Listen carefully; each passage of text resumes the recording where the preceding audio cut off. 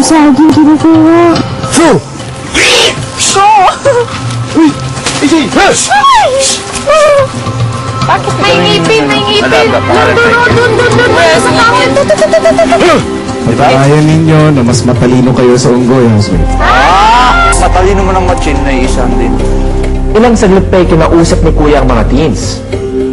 Hindi ba't ayon sa inyong mga officers ay dapat i-secure ang inyong campsite? Kaya umatake ang mga unggoy dahil hindi nyo agad sinecure ang inyong campsite. At kaya lalong lumapit ang mga unggoy dahil binigyan pa ni EJ na pagkain. Diba? Basag yung mga itlog!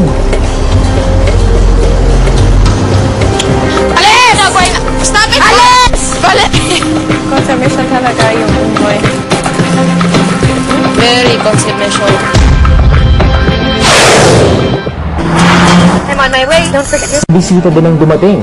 Di alam ng mga housemates, galing din siya sa kung nasaan ang kanilang mga kasama sa Puerto Princesa. Housemates, sa hapong ito ay susubukin ko ang inyong natutunan sa mga itinuro ni Primo. Kuya Primo, maglalaro kayo ng supok. Isang laro kung saan kailangan ninyong paputukin ang mga lobo sa target board sa pamamagitan ng pag-ihip sa supok o sumpit. Gamit ang supok o sumpit, papaputokin ng mga housemates ang lobo sa activity area. Sa pagputok ng mga lobo, makakakuha ulit sila ng clue tungkol sa mga nawawalang kasama. Ito supok ang tawag sa amin, tapos ito buho. Ito buho din. Tapos itong plastic, itong ginagamit ng sabi-sabi buklid. Buklid. Sa bundok din ito nakukuha. Sa mga eksperto doon sa amin, pwede ito panghuli ng ibon. Pangaso, Panghuling. Panghuli, mga ganun kataas. Hindi yan din yung gamit nyo yung mga ngayon din. Catch birds. Sticks din, no? Kasi ito, yung saiba, sa amin, pwedeng kapitan ito ng panglason. Kaya doon minsan nahuli mo ito. Kailangan yung paghahawak, ganyan, di ba? Kailangan yung pag-iihip. biglaan na. Wow! Wow! Try. Full force yung nakapagtipan. Ah!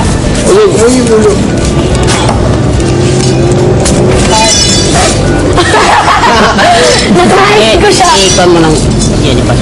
Matapos ang practice, sinimulan na ang pagsubok ng mga teens. Bawat housemate ay binigyan ng 1 minute para magpaputok ng as many balloons as they can. 3.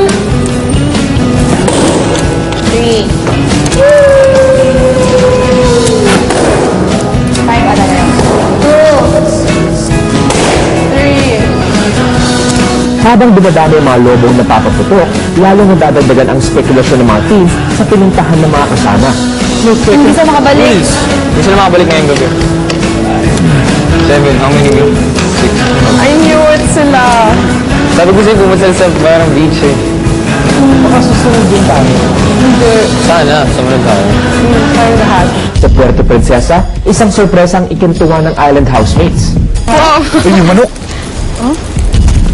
Manok. Ah, here! 3, 4, 5, Wala na ba ibang tali dyan? 6. 6 plus. So 6 days. Kaya ko ito lang. Why not? Sasagpan lang yan. Tinan mo. The truth? Yun. And jacket na naman, look.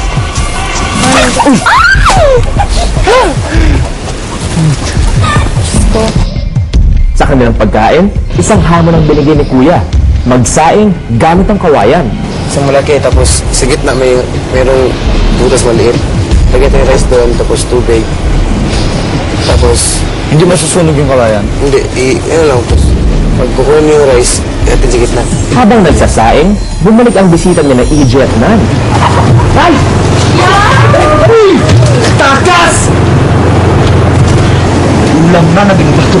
EJ, baka nga ba ito ang kakainin nyo dahil di nyo binabantayan ang niluluto nyo?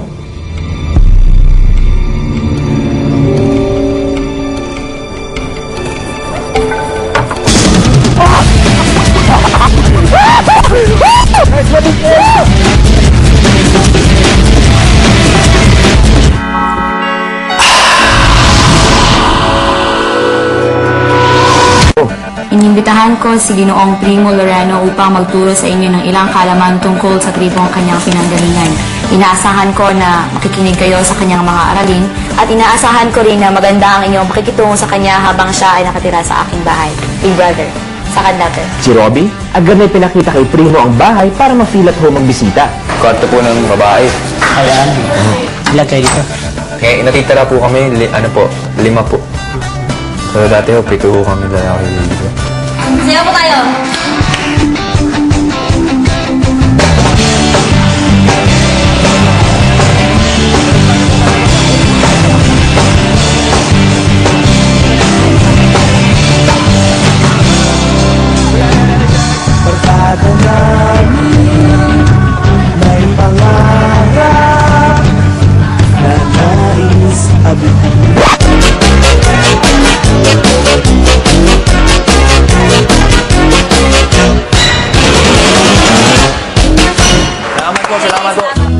Sa Puerto Princesa, naghahanda na rin sa pagtulog ang mga island housemates.